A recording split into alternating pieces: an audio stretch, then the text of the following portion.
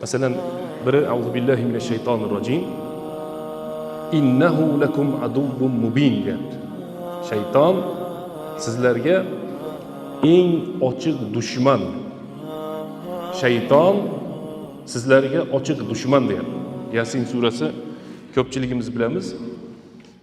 Ya bani Adam alla ta'budu shayton. Bani Adam deb Alloh taolo sizlar bilan bizlarni hammamizni bitta otaga nisbat beryapti. Ey odam bolalari deyapti.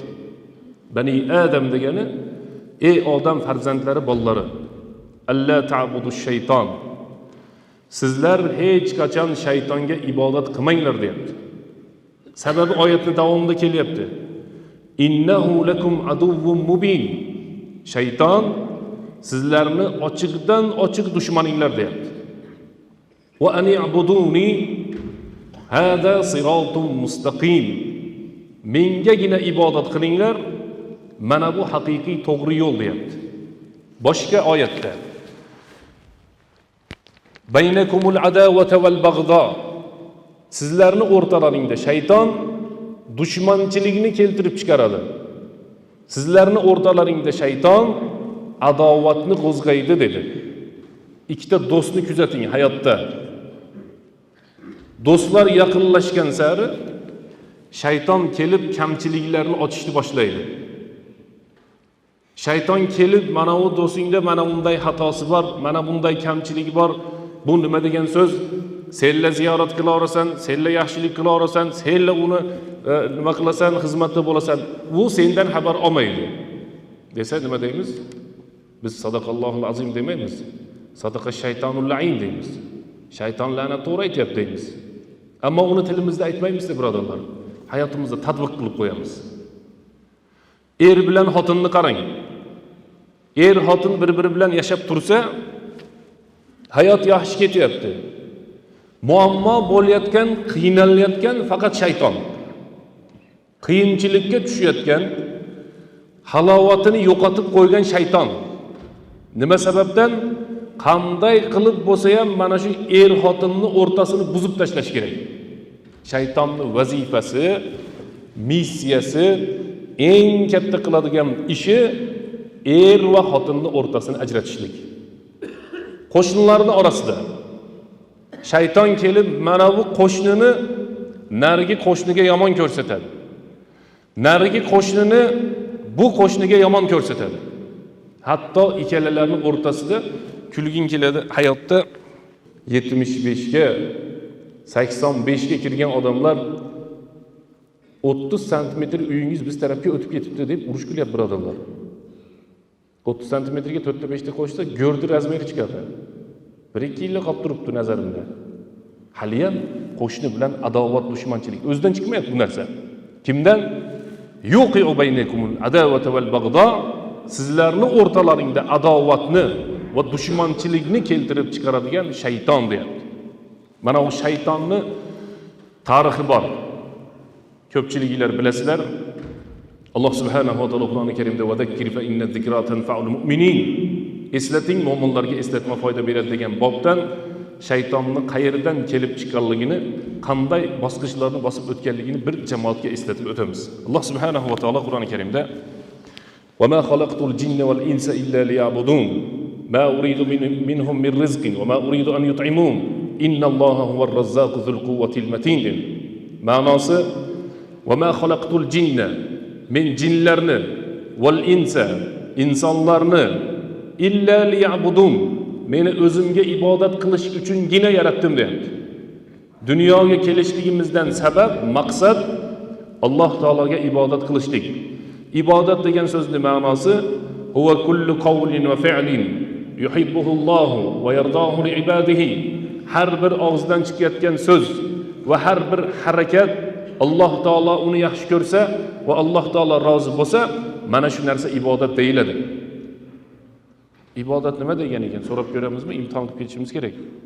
Ibodat degan so'zni aytdik-a, birodarlar. Ibodat nima degan ekan? Ibodat qilyapmiz hammamiz. Kim aytadi? Men hozir aytib berdim. Esda qolyaptimi? Bismillah. Aytaveringlar. Ibodat nima degan ekan? Alloh taolo yaxshi ko'rgan so'z va amallar ibodat. Va rozi bo'lgan. Va rozi. Shular. Namoz, ro'za, zakot, haj, ihson, mana bu dars, yurish turishimiz, zikrlar hammasini hozirgi aytgan qoidaga sola olasiz. Huwa kullu fi'lin va qawlin. Har bir aytilayotgan so'z. Birodarlar, yaxshi e'tibor berib eshitaylik. Har bir aytilayotgan so'z agar Allohni rozi qilsa ibodat. Aytilayotgan so'zingiz Allohning g'azabini keltirsa ibodat emas. Bekorchi so'z bo'lsa ibodat emas. So'kishlik bo'ladigan bo'lsa ibodat emas. Allohni rozi qiladigan yoki Alloh taolo yaxshi ko'radigan kalom chiqsa, mana bu ibodat deyiladi. Bu so'zga nisbatan. Ammo harakatga nisbatan aytiladigan bo'lsa, bir qadam Alloh taoloning yo'lida tashlasangiz, har bir bosilayotgan u qo'lda bo'lsin, oyoqda bo'lsin, mana shunday ko'proq bo'ladi. Qilinayotgan harakatimizni Alloh yaxshi ko'rsa yoki Alloh taolo rozi bo'lsa, mana shu narsa ibodat deyiladi, birodarlar. Ibodat so'zining ma'nosi Alloh yaxshi ko'radigan so'z yoki Alloh rozi bo'ladigan harakat. Qaysi joyda vali Nyutonni nimasidan ham oson, xudo xolasa. Fizikani oltin qonunidan ham yengil. Alloh rozi bo'lsa, Alloh yaxshi ko'rsa shu ibodat. Qur'oni Karimga qaytamiz tafsiriga. Alloh taolo Qur'oni Karimda "Ma xalaqtul jinna val insa illa liya'budun." Men jinlarni va insonlarni faqatgina o'zimga ibodat qilishlik uchun yaratdim deyapti Alloh taolo. E'tibor beryapsizlarmi? Birinchi jin degan so'z keldimi, inson degan so'z keldimi? Qaysi biri keldi? Jin degan so'z keldi. Qur'oni Karimdagi tartib ma'noni bildiradi degan qoida bor. Qur'oni Karimdagi tartib ma'noni bildiradi. Men savol bergim kelyapti ilmiy majlis qilib, lekin zino zikr qilinganda birinchi ayollar keladimi, erkaklarmi? Qoidani tushuntirishlik uchun xolos. Zino zikr qilinganda birinchi ayollar zikr qilinganmi, erkaklarmi? Ayollar. Az-zaniyatu vaz-zani deydi. Zino qiladigan ayol va zinokor erkak deydi. O'g'irlik qilinganda birinchi erkaklar zikr qilinadimi, ayollarmi? O'g'irlik qilinayotganda birinchi erkaklar zikr qilinadimi, ayollarmi? Erkak kishilar. As-sariqu vas-sariqatu deyapti. Bizda yo'q, rus tilida bor. Mujskoy rod, женский rod deydi. Arab tilida muzakkar muannas deydi. Tartib yufidul. Bu yerdagi tartib siz bilan menga ilm beryapti. Birinchi Qur'oni Karimda Alloh taolo, bu endi ilmiy majlis, juma xutbasi emas. Bu yerda ilmiy majlis, tushunishga harakat qilasizlar. Inson bilan jin ibodatda zikr qilinayotganda birinchi bo'lib nimani zikr qildi? Alloh taolo jinni zikr qildi. Bu nimaga dalolat desa, jinlar insonlardan avval yaralgan. İnsanlar jinlardan keyin yaralgan. Odam alayhissalom yaralganda jin Odam alayhissalomni ko'rgan. Demak, jin avval bor ekan ko'rishlik uchun. Ammo zino zikr qilinayotganda Alloh subhanahu va taolo az-zaniyatu vaz-zani deyapti. Zinokor ayol va zinokor erkak deyapti. Maqol aytamizda, hunajin ko'zini qismasa, falonchi voy ipini uzmaydi. Ayollar aynimasin hayotda, jamiyatda, boshqalarda ayollardan avval uylarga borib o'zingizlarga qaranglar. Qizlaringizni qarang, ayolingizni qarang, opa singilni qarang. Nimaga? Bularning hissiyoti kuchli, birodarlar. Ikkita odam mana bu yerdamidi, boshqa yerdamidi, ko'chadamidi, chiroyli gapni gapirsa, xo'p deganini bilmay qoladi. Mayli ko'rishamiz deydi. Mayli uchrashamiz deydi. Davomini Alloh taolo o'zi saqlasin. Zinoni boshlaydigan sababchi bo'ladigan ayol kishi. Shuning uchun arablarda maqol bor. Arabda demaylik, buni shariatda maqol bor. Ad-daynu hammun walau dirham wal bintu ghammun walau maryam deydi. Bir dinor qarzing bo'lsa ham o'ylantiradi deydi. Maryamday qizing bo'lsa ham muammoga soladi deydi. Maryam surasi bor. Maryam tarixdagi eng pok ayol. Agar qizing Maryamday bo'lsa ham o'ylan deyapti. Yo, bizi qizimiz yaxshi, eslik, xushlik, taqvolik madrasada ham o'qiyapti, mancha Qur'on yodlab qo'ydi. Umuman bee'tibor qoldirmang. Agar qizing Maryam bo'lsa, gamga tush deyapti. Agar qarzing dirham bo'lsa, oy firga tushkin nimaga? Janoza o'qilayotganda qarz to'lanadi, ota-onaning yuzini yerga qaratib qo'yilgan qizi bo'ladi. Ayollarning masalasiga mas'uliyat erkaklarning bo'yniga yuklatilgan. Alloh taolo Qur'oni Karimda rijalu qawwamuna alan nisa, erkak kishilar ayollardan quvvatli deyapti Qur'oni Karimda. Bima faddalalloh, bu fazilatni Alloh subhanahu va taolo erkaklarga berdi deyapti. Kullukum ra'in va kullukum mas'ulun an ra'iyatihi. Hammangiz boshsiz erkaklarga. Va kullukum mas'ulun an ra'iyatihi. Qo'l ostingizdagidan albatta so'ralursiz deb payg'ambarimiz sollallohu alayhi vasallam hadisda aytibdilar. Oyatga qaytadigan bo'lsak, oyat karimada Alloh subhanahu va taolo ma xalaqtul jinna val insa illa liya'budun. Jinlarni va insonlarni menga ibodat qilishlik uchungina yaratdim. Ma uridu minhum min rizqin va ma uridu an yut'imun. Ulardan menga hech qanday rizq ham kerak emas. Ular meni taomlantirishni ham xohlamayman deyapti. Balki siz bilan menga rizqni Alloh subhanahu va taoloning o'zi beradi. Innalloha huvar razzaqu zul quvvatil matin. Eng kuchli bo'lgan, qodir bo'lgan zot o'zi bandalarga rizq beradi deyapti. Bu oyatni shuncha aytganimizning sababi oyatdagi tartib xolos. Alloh subhanahu va taolo siz bilan mendan avval, bizni otamiz boshlanishimiz Odam alayhissalomdan avval jinlarni yaratdi. Jinlarni yaratgandan so'ng ularni yerda yashaydigan qilib yerga tushirdi. Mana bu yer. Siz bilan men yashab turgan yer. Bu yer haqida ham bir xutba qilib berish kerak. Hammamiz ham yerimiz, yerga sig'mayapmiz. Yerligimiz esimizdan chiqib qolyapti. Yer bizni kutyapti, xabarimiz yo'q. Xabarimiz bo'lsa ham xabar yo'qqa o'xshab turibmiz, birodarlar. Boradigan joyimiz boshqa emas. O'sha yer agar nasib qilsa, nasib qilsin, bizni ustilarimizga ham turpoqlar tortilib bir qabr paydo bo'lsin. Oyoqda bir joylarda qolib ketmaylik. Mana bu yerga Alloh subhanahu va taolo jinlarni tushirdi. Shaytonni tushirdi.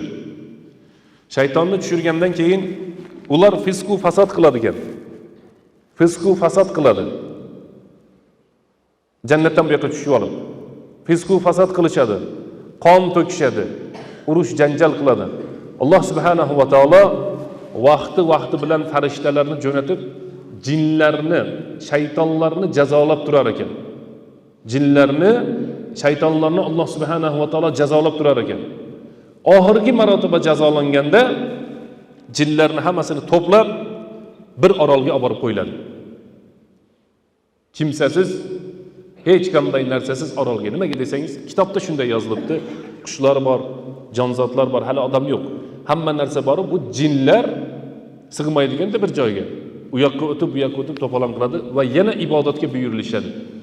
Birortasi ham ibodat qilmaydi. Illo bittasi.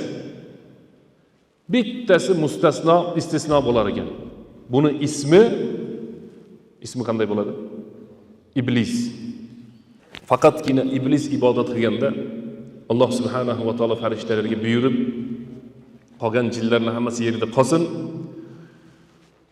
Ilmlik va taqvolik bo'lganligi uchun iblisni jannatga olib chiqinglar dedi. Ilmlik va taqvolik bo'lganligi uchun. Endi shu yerda ham narsani tushuntirish kerak-da, birodarlar. Ilmlik bo'lsa-yu, taqvosi bo'lmasa, jannatga ko'prik bo'ladi. Qanday qilib? Jannatni chegarasidan o'tib olishlik uchun avval do'zax keladi, birodarlar. Sirot ko'prigi bor. Ana o'sha ko'prikni ustidan o'tib ketgan odam jannatga kiradi. Payg'ambarimiz sollallohu alayhi vasallam hadisda aytibdilar. Ko'z ochilib yumguncha o'tib ketadiganlari bor. Yashin tezligida o'tadiganlari bor. Yugurib o'tib ketadiganlari bor. Sekin o'tadiganlari bor. Emaklab o'tadiganlari bor. Zo'rg'a eplab ilashib o'tib ketadiganlari bor. Bulardan qolganlari do'zaxni qa'riga pastga qarab tushib ketadi. Bir ovoz eshitildi menga. Bu toshni ovozi 70 yil muqaddam yuqoridan tashlangan edi. Mana bugun do'zaxni eng ostiga yetib bordi degan hadis. O'sha jannatga kirishlik uchun sirotun mustaqim, to'g'ri yo'l, yoki Sirot ko'prigidan o'tishlik kerak. Jannatga kirishlik uchun Sirot ko'prigidan o'tishlik kerak. Savol beramiz. Nimaga Sirot ko'prigini aytdik hozir? Kim esida qoldi? Sirot ko'prigiga nimaga kelib qoldik? Birga ketyapmizmi hammamiz? Bundan avval men qaysi masalani aytayotgandim? Maşallah. Eshitib ketinglar birodarlar. Masala o'ta qiziq bo'lsa ichiga kirib ketmang, yotlab keting. Taqvo haqida gapiryapmiz. Ilmlik bo'lsa-yu, taqvosi bo'lmasa, e'tibor bering. Ilm hammamizda bor ilm birodarlar. Tahorat qilishni bilasizmi? Tahoratda ilmliksiz. Namoz o'qishni bilasizmi? Namozda ilmliksiz. Fotihani o'qiyapsizmi? Fotihada ilmliksiz. Lekin darajamiz har xil. Jannatga ko'prik deyotuvdiga. Ilmli odam boshqalarga bir narsani yetkazadi ekan, ustidan odamlar bosib jannatga kirgandan so'ng o'zi do'zaxga tushib ketishligi mumkin ekan.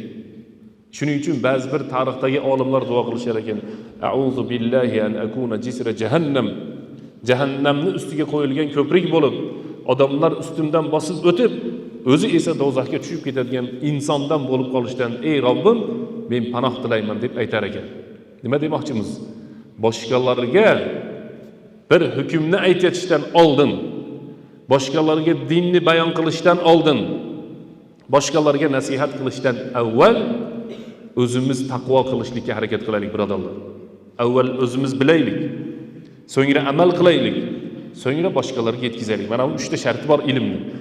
Bilib olibla aytib qo'yishlik shart emas. Amal qilishlik shart. Aytishlik shart emas. Avval o'rgansin, keyin amal qilsin. Kuchi yetsa boshqa odamlarga yetkazsin.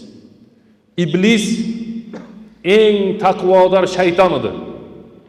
Alloh taolo boshqa shaytonlardan ajratib uni jannatga olib chiqdi. So'ngra Alloh subhanahu va taolo Baqara surasida juda ko'p oyatlar bor. Ularni biz qisqa aytib ketamiz. Juda ko'p oyat odam alayhissalomning yaralishligi haqida keladi. Va iz qala robbuka lil malaikati inni ja'ilun fil ardi khalifa. Qalu Alloh subhanahu va taoloni farishtalarga xitob qilganligini eslang ey Muhammad alayhissalom.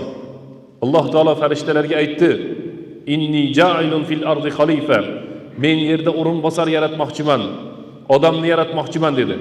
Farishtalar aytishdiki: Man yufsidu fiha va yasfiku ad-dima'a va nahnu nusabbihu bihamdika va nuqaddisu lak. Ey Robbimiz, yana qon to'kadigan, fisq va fasod qiladigan, urush janjal qiladiganni yaratasanmi? Biz o'zimiz senga ibodat qilamiz, jinga o'xshagan narsa yaraladi deb o'ylashdi. Biz o'zimiz senga ibodat qilamiz, yaratmasang yaxshi edi degan ma'no. Qola Alloh taolo aytdi: Inni a'lamu ma la ta'lamun. Men sizlar bilmagan narsani bilaman dedi Alloh subhanahu va taolo. Inson yaratilgandan so'ng haligi iblis keladida insonni ichiga bir kirib chiqar ekan. Qur'onda insonning yaralishining bosqichlari ko'p aytilgan. Tuproqdan yaratildi, loydan yaratildi, suv aralashtirilgan tuproqdan yaratildi, sapol holatiga keltirildi, inson shakliga kirdi, hali ruh kirmadi. Ruh kirmagan o'rinda insonni bir haykaliga o'xshagan shaklda turibdi birodarlar. Iblis keladida insonni ichiga kiradi. Qaytib chiqadida innahu ajwaf deydi. Buni ichi bo'sh ekan deydi. İnsanın içi boş ekan deydi. Fa nafaqa fihi min ruhihi. Alloh subhanahu va taolo ruhidan ufladi, ruhini kirgizdi. İnson aksa uradi. Farishtalar aytishdiki: "Qulil hamdulillah." Alhamdulillah deb ayt deyishdi. Hozir ham ba'zi paytda kuzatsangiz, o'z chuchkurgan odam nima deydi? Xudoga shukr deydi, nargisi ham sog' bo'ling deb qo'yadi. Sunnatda birodarlar, alhamdulillah deyish kerak. Nariga odam yarhamkalloh deyish kerak. Yahdikumulloh deb bu odam yana qaytarib qo'yadi. Bir aksi urishda shuncha qoida bor. Odam alayhissalom bilmar ekan. Bilmagandan keyin farishtalar aytishdiki: "Qulil hamdulillah." Alhamdulillah deb ayting dedi. birinchi bo'lib inson zotini og'zidan chiqqan so'z, otamiz Odamning aytgan kalimasi alhamdulillah. Qur'oni Karimdagi birinchi bo'lib aytiladigan oyati karimani birinchi kalimasi alhamdulillahi robbil alamin. Qiyomat kunida hisob kitob nihoyasiga yetganidan so'ng farishtalarni aytadigan so'zini birinchisi va qalul hamdulillah. Jannatga kirgandan keyin mo'min musulmonlarni aytgan birinchi kalimasi alhamdulillahillazi azhaba annal hazan. Bizdan g'am tashvishlarni qutqargan, ajratgan, jannatga kirgizgan Robbimizga alhamdulillah bo'lsin degan so'z bo'ladi. Shuning uchun payg'ambarimiz sollallohu alayhi vasallam hadisda aytibdilarki, alhamdulillahi tamlaul mizan. Alhamdulillah desanglar, mezon, tarozi to'ladi. Qaysi tarozi? Qiyomat kunidagi ajri savoblar belgilanib beriladigan, o'lchanadigan tarozi. Tilimizni alhamdulillah deyishlikka o'rgatishimiz kerak. Odam alayhissalom alhamdulillah dedi. Alloh subhanahu va taolo buni qisqartirishga harakat qilamiz. Alloh subhanahu va taolo farishtalarga aytdiki, hammanglar odamga sajda qilinglar dedi. Va iz qulna lil malaikati isjudu li Adam. Sajda ikki xil bo'ladi, birodarlar.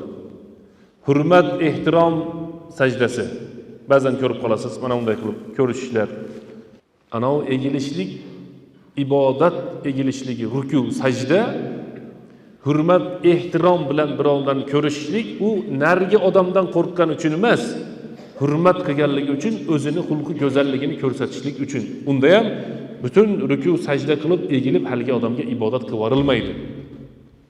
Alloh subhanahu va taolo odamga sajda qilinglar deb farishtalarni aytganidan maqsad ibodat emas. O'shani tushunib olaylik. Odam alayhissalomga butun farishtalarga buyurdi, ey farishtalarning jamoati, odamga sajda qilinglar degandan maqsad ehtirom qilinglar buni dedi. Fasajadal malaikatu kulluhum ajma'un. Farishtalarning hammalari sajda qilishdi. İlla iblis aba wastakbar va kana minal kafirin. İblis, biz aytdiga, o'zi shayton, buni ismi iblis. Asli jin. Ko'p odam shuni nima qila olmay qoladi, ajrata olmay qoladi. Iblis bitta shaytonning ismi. Kattasi-da u. Eng kattasi. Ilmlik edi, taqvolik edi eslasanglar. Ilmlik va taqvolik edi bir paytlar. Hammasi sajda qilayotganda iblis sajda qilmadi. Alloh subhanahu va taolo bu hammasi Qur'oni Karimda zikr qilingan. Qala ma mana'aka an tasjuda lima khalaqtu bi yadayya. Alloh taolo, ey iblis, men o'z qo'llarim bilan yaratgan odamga sen sajda qilishlikdan seni nima to'sib qoldi dedi. Qala ana khayrun minhu. Ey Robbim, men bu odamdan afzalman dedi. Qala ana khayrun minhu dedi. Men bundan tuzukroqman dedi. Shu kalimani hayotda siz bilan meni juda ko'pchiligimiz ishlatamiz. Qala ana khayrun minhu dedi. Men bundan tuzukroqman dedi. Shu kalimani hayotda siz bilan meni juda ko'pchiligimiz ishlatamiz. Men mondan yaxshiroqman. Men bundan ko'ra tuzukroqman. Men bundan taqvoliroqman. Bu fosiqroq, gunohlari ko'proq deb biz aytyapmiz. Boshqa odamni qancha taqvosi bor, qancha savobi bor, qancha amali bor, qanchasi qabul bo'ldi, qanchasi qabul bo'lmadi, siz bilan meni umuman ishimiz bo'lmasin, birodarlar. Jannatni kaliti bilan do'zaxni kalitini Alloh taolo payg'ambarlarga ham bermagan. Xohlagan bandasini Alloh taolo jannatga kirgizadi, o'zini rahmati bilan. Xohlagan bandasini do'zaxga tushiradi, bandani amali bilan. Xohlagan bandasini Alloh taolo jannatga kirgizadi rahmati bilan. Biror inson jannatga o'zini qilgan amali bilan kira olmaydi. Shu narsani hayotingizga qoida qilib olsanglar, o'zimizni kimligimizni tanib olamiz. Payg'ambarimiz sollallohu alayhi vasallam men ham amalim bilan jannatga kira olmayman deyaptilar. Namoz o'qisak, roza tutsak, ibodatlarni bajarayotgan bo'lsak yaxshi. Alloh taolo tavfiq hidoyat beribdi. Ammo shu ibodatga yetib kela olmayotgan odamlarni o'ta qattiq yomon ko'rib qolishlik bizga bo'lmaydi. In tu'azzibhum fa innahum ibaduk va in taghfir lahum fa innaka g'afurur rahim degan oyat karima. Qur'oni Karimda Alloh taolo aytayapti. Ertalabgacha Payg'ambarimiz sollallohu alayhi vasallam ertalabgacha bitta mana shu oyati karimani o'qib tong ottirgan ekan. Ma'nosi in tu'azzibhum fa innahum ibaduk. Ey Robbim, bu bandalaringni do'zaxga tushirib yuborsang, baribir seni bandalaring. Va in taghfir lahum. Agar bularni sen kechiradigan bo'lsang, sen eng kechirguvchi zotsan deyapti. Bizni qalbimiz shunday bo'lishi kerak. Bir odam kelib shayxdan so'raydi, Misrdagi Azharning shayxi Imom Muhammad Mutavalli Sha'rawi degan mufassir odam, Alloh rahmat qilsin, o'tdi. U kishining janozasiga juda ko'pchilik qatnashgan. Shu odamdan so'rashadi. Haligi diskotekada o'yinga tushayotganlar to'g'risida so'raladi. Diskotekada o'yinga tushayotgan, muzika harom, qo'shilib turishlik harom, erkak ayol yana aroqlar, boshqa narsalar ko'p bu yerda. Domla deydi, shularni kelib portlatib yuborgim kelyapti deydi. Hammasi o'lib ketsa, gunoh qilgandan ko'ra. Deganda haligi nima deydi buni? Savolda u kishi bilan dialog, savol, hivor deydi. Muloqot bo'lyapti. Shayx savol beradi. Sen shularni o'ldirsang, ibodatni ustida o'lyaptimi bular yoki gunohni ustida o'lyaptimi bular dedi. Aniq gunohni ustida o'lyapti. Biri moz, biri o'yinga tushayotgan, biri muzika eshitayotgan, biri nomahram bilan turgan. Bular gunohni ustida o'lyaptimi, savobni ustida o'lyaptimi dedi. Deganda gunohni ustida o'lyapti dedi. Gunohini ustida o'lgan odam jannatga tushadimi, do'zaxga tushadimi deb savol berdi. Desa u kishi aytdiki, gunohini ustida o'lgan odam do'zaxga tushadi dedi. Domla yana savol berdi. Do'zaxga tushishlikka payg'ambarlar da'vat qiladimi, shayton da'vat qiladimi dedi. Deganda shayton da'vat qiladi dedi. Sen shaytonga o'xshab qolding-ku unda dedi. Sen shu ishing bilan shaytonga o'xshab qolding-ku dedi. Gunoh qilib turgan odamlarni o'ldirib yubormoqchiman deyapti. Unday qilinmaydi birodarlar.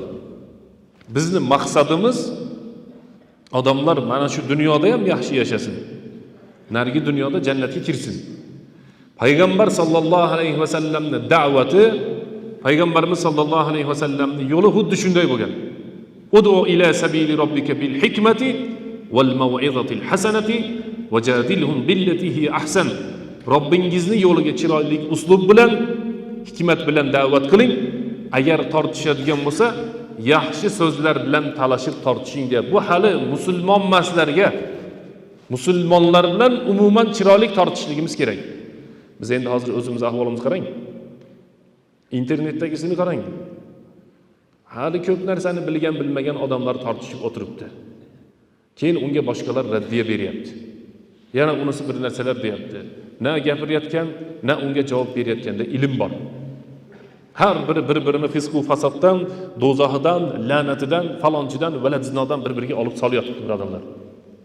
Payg'ambar sallallohu alayhi vasallam sahobalar unday bo'lmagan.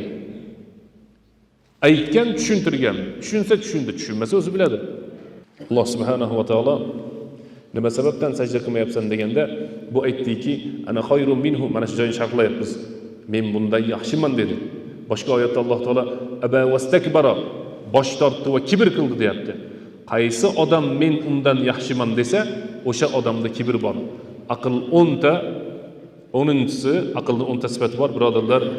10-si bu Minhajul Qasidin Ibn al-Jawziyning kitobida keltiribdi. Aqlning 10-si ertalab uydan ko'chaga chiqayotgan paytida shu odamlarni eng gunohkori men bo'lsam kerak deb chiqaylik birodarlar. O'sha odam eslik hisoblanadi. Men eng aqlliman deb ko'chaga chiqmang. Men zaif bo'lsam kerak, men gunohkor bo'lsam kerak, men xatogo'y bo'lsam kerak deb ko'chaga chiqqan odam mana shu eng aqlli hisoblanadi. Siz bilan men kimni savobi ko'p, kimni gunohi ko'p bilmaymiz. Ammo siz bilan menda boshqa odamlarni hisob-kitob qilishlik ko'payib qoldi. Kuchayib qoldi. O'sha boshqalarni hisob-kitob qilayotgan odamlarga mashinaga o'tirgandan keyin safar duosini so'rang aytib bera olmaydi. Janoza duosini so'rang aytib bera olmaydi. Fotihani ma'nosini hali ham bilmaydi. Va yana shunga o'xshagan eng oddiy duolarni so'rasangiz bilmaydi. Ammo mana bu odam unday, mana bu odam bunday deyishdan hali ham davom etib yuribmiz. Savol paydo bo'ladi. Nima sababdan siz bilan menda ilm paydo bo'lmayapti? Nimaga boshqalar bilan ko'p ovoramiz birodarlar? Biz o'zimizni esdan chiqarib, boshqa odamlarga ko'p e'tibor berib qoldik. Shuning uchun siz bilan menga ilm yuqmayapti. Boshqa odamlarni e'tibor bermasdan o'zimizga qaratib turib, men hali janozani duosini yaxshi bilmabman, Fotihani tajvidini to'g'rilamabman, mana ularni bilmabman, mana ularni bilmabman desangiz, o'zi boshqalarga vaqt qolmaydi. Qaysi inson boshqalar bilan ko'p ovora bo'lsa, o'sha odamning o'zida ilm kam bo'ladi. Taqvo kam bo'ladi. Bundan tashqari bu juda oddiy narsa. Boshqani g'iybat qilishlik harom, aybini ochishlik harom, orqasidan gapirishlik mumkin emas va yana shunga o'xshagan narsa bilan biz ko'p ovora bo'lib qolyapmiz. Shayton aytayapti, ana xayrun minhu. Men bundan yaxshiman deyapti. Kimga aytayapti desangiz, Allohga aytayapti. Alloh taolo biladi kim yaxshiligini. Va a'lamu biman ittaqa. Alloh taolo kim taqvo qilayotganini ham biladi. Bu iblis bismillah o'zini holatiga qaytib qolibdi baribir. Bir podshoh vaziriga maqtanibdi. Mushugini ikki oyoqma yuradigan qilib qo'ydim debdi. Qarab qo'ying, mushugida nechta oyoq bor? Cho'loq bo'lib qolmasaylar 4 ta bo'lib turaveradi. 4 ta oyoq bor-da mushuging, to'g'rimi? Vazir aytibdi, podshoh bu o'ziga qaytib oladi bilishimcha, mushuk baribir bu. Qilg'in qilib qo'yaveradi baribir. Desa, yo'q, ikki qo'lma yuradi, ikki oyog'i bilan yuradi, aldi qo'llarini ko'tarib turadi bu debdi. Boshqalarga maqtanib qo'yadigan, mehmonlar kelsa, chet elda mehmonlar kelsa, hali mushugini chaqirib qo'yadigan, ikki oyoqlab kelib beradigan mushugi ham o'rgatilgan-da. Vazir bir kuni achchiga kelib, baribir podshohga sodiq qolaman men. Ko'rsatib qo'yay, mushuk ikki oyoqma yurmasin deb cho'ntagiga chiqqan savob kichkina. Kattaroq savob bo'lmasa. Haligi podshoh rasa maqtanayotganda chichqonni tashlab yuboribdi maydonga. Chichqonni ko'rganda mushukning esiga tushib ketib qolibdi. Yana to'royomon yugurishni boshlab qolibdi-da. Ey podshoh aytibdi vazirga qarab, "Ey vazir, sen to'g'ri aytgan ekansan" debdi. Odam alayhissalomni ko'rganda iblisiga qo'zib ketdi. Kibr hali yo'q bo'lmagan ekan, yana bor ekan. Shaytonligi bor ekan. Men yaxshiman deyapti. Sababi nima desa, "Xalaqtani min narin va xalaqtahu min tin" deyapti. Ey Robbim, sen buni tuproqdan yaratding, loydan. Meni esa o'tdan yaratding deyapti. Ulamolarimiz shu yerda savol berishadi.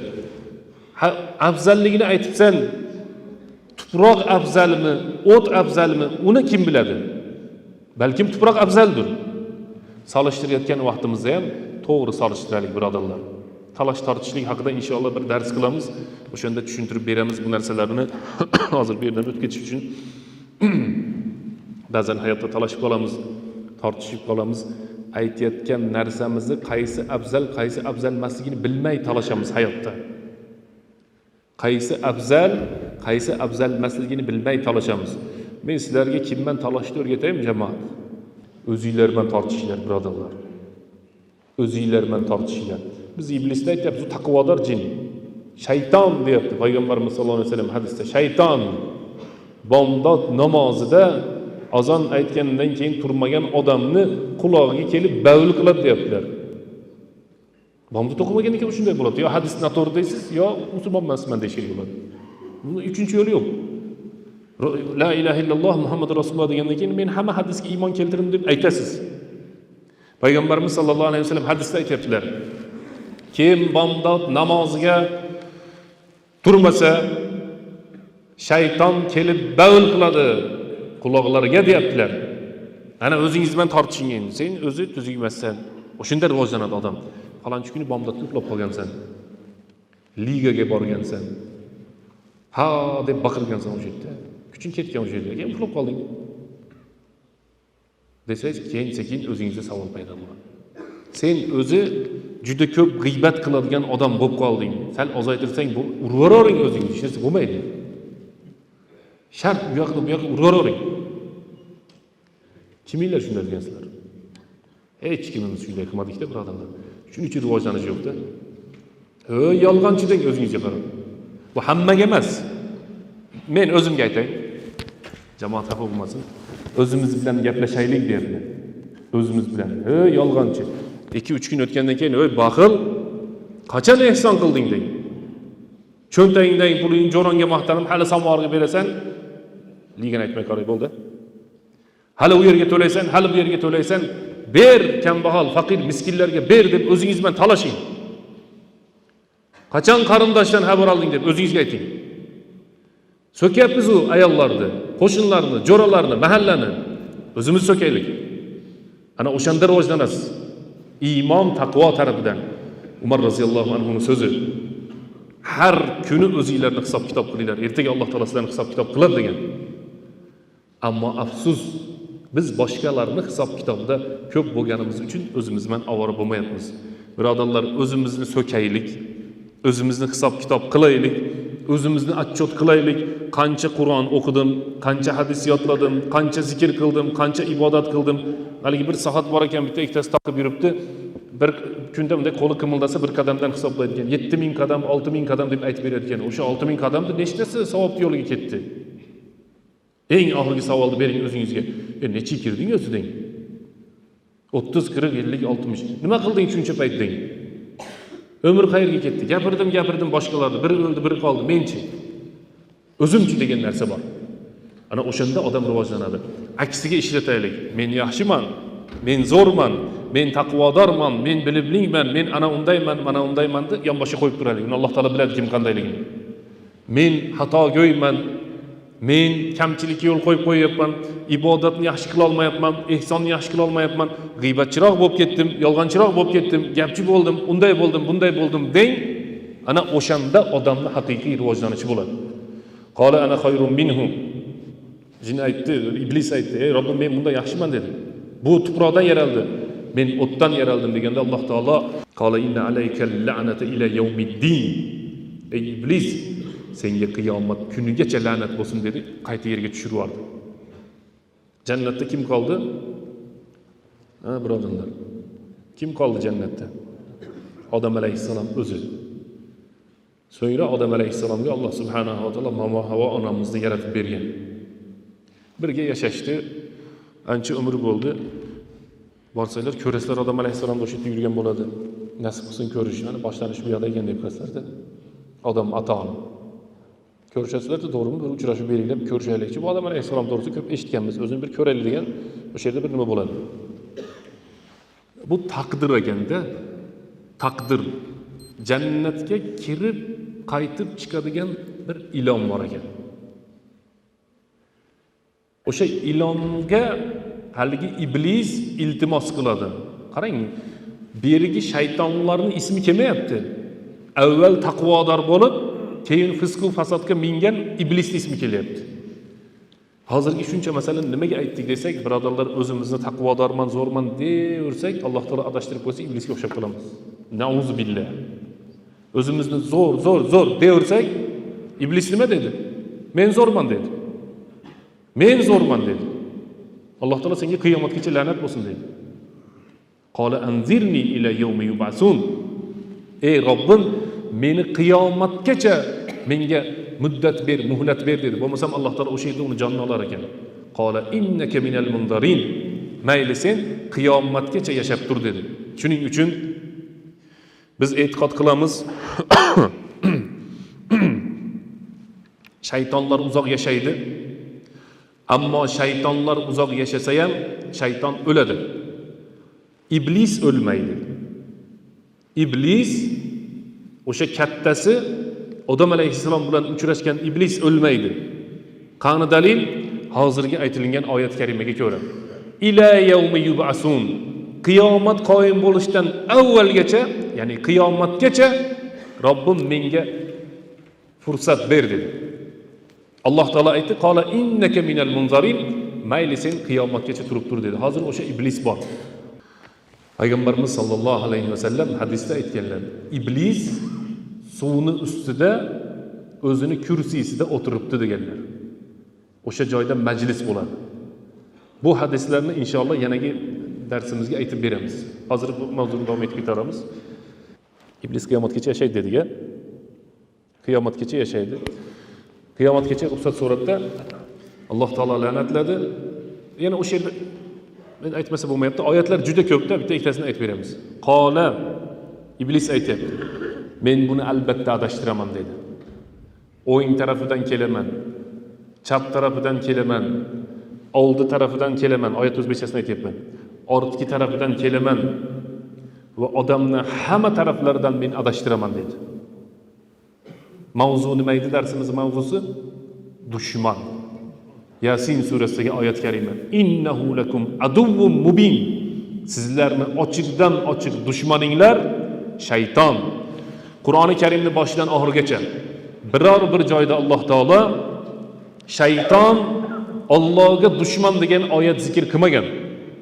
Ammo Qur'oni Karimda shayton qayerda kelsa, odamga dushmanligi ma'lum qilingan. Shayton Alloh taologa dushmanlik haqida zikr bo'lmayapti. Ammo shaytonni odamga dushmanligi haqida Alloh taolo bir necha yerda ma'lum qilyapti. Yana bir necha oyatlar bor, uni inshaalloh aytamiz dedik. Kiyimlarni o'zgartiraman.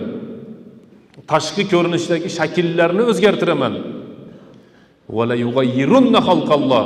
Bular o'zlarini boshqa mahluqlarga o'xshatib yuborishadi degan oyat karima ham bor. Mayli, bularni bir sharhlaymiz inshaalloh.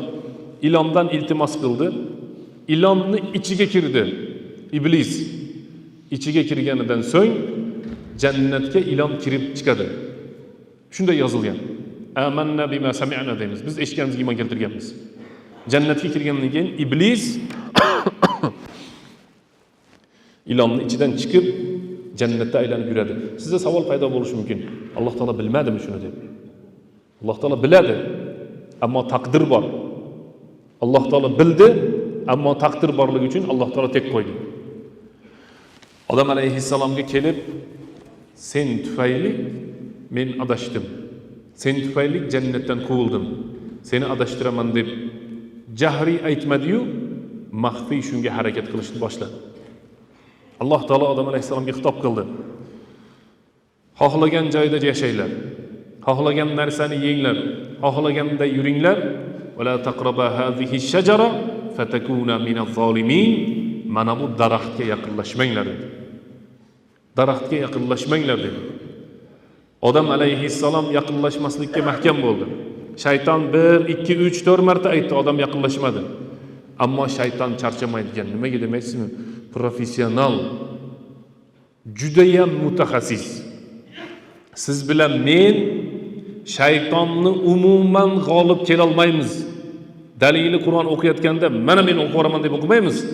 A'udhu billahi minash shaytonir rojim. Ey Robbim, shaytonni mendan uzoq qil, Qur'on o'qib olay deb aytamiz.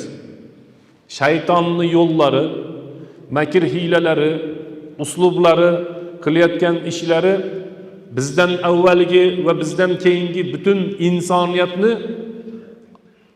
lol qoldirgan. Shaytonga to'g'ridan to'g'ri chiqmang. A'udhu billahi minash shaytonir rojim deysiz, keyin yutasiz. Nimaga desangiz, shayton juda ham mutaxassis, ishini ustasi, o'ta bir nima deydi, puxta ishlaydigan narsa. U zerikmaydi ekanda. Mama Havo onamizga boradi. 1, 2, 3 marta aytgandan keyin qarang, tafsirda yozibdi buni. Birinchi bo'lib o'zi ikkita odam edi. Birinchi bo'lib shaytonga xo'p degan Mama Havo onamiz bo'ldi. Jannatdagi birinchi bo'lib iblisga javob bergan Odam alayhissalom yo'q deb aytdi har safar. Mama Havo da'vat qilar ekan. Yeb ko'raveraylik dedi. Ikkalasini qalbida moyillik bo'layotganini sezganidan so'ng iblis kelib va qasamahuma qasam ichib aytadi. Allohga qasam deydi, qasamda ham. Allohga qasam. Shu illa an takuna malakayn. Sizlar mana shu daraxtdan yesanglar farishtaga aylanib qolasizlar dedi. Allohning nomini qo'ygani uchun va qasam ichganligi uchun odam alayhissalom qasamga bu xilof qilmaydi degan maqsadda haligi daraxtni yeb qo'yadi. Bizda darrov savol paydo bo'ladi. Olmamidi ekan, anjurmidi ekan deb. Birodarlar, uni olma, anjurligi haqida so'z yo'q. Ularni jannatdan quvulgani haqida so'z bor bu yerda. Bizda doim odam alayhissalom desa 45 metrmikin, 47 metrmikin? Yo'q. 45 metrligi sizga menga uncha qiziq emas. Nima sababdan jannatdan chiqib ketgani qiziq. Rangi, ta'mi, bo'yi, metri unday narsalar qiziq emas.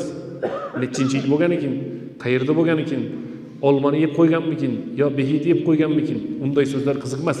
Shayton aldab qo'yib yedirib qo'ydi. O'sha joydan boshlab ularni avratlari ochildi deyapti Qur'oni Karimda Alloh taolo. Yaxsifani, ularni avratlari ochildi. Shayton qochdi. Jannatdan chiqib ketdi. Alloh subhanahu va taolo qulna bitu minha jami'a. Hammanglar jam bo'lgan holatda yerga tushinglar dedi. Ba'dikum li ba'din adu. Endi sizlar yerda biringlarga dushman bo'lib yashaysizlar dedi. Biz haqiqiy dushmanimizni bilib olaylik. Shayton. Odamni dushmani shayton. Odamni dushmani nima ekan? Shayton. O'sha shaytonni eng qo'rqitadigan narsa Allohning zikri.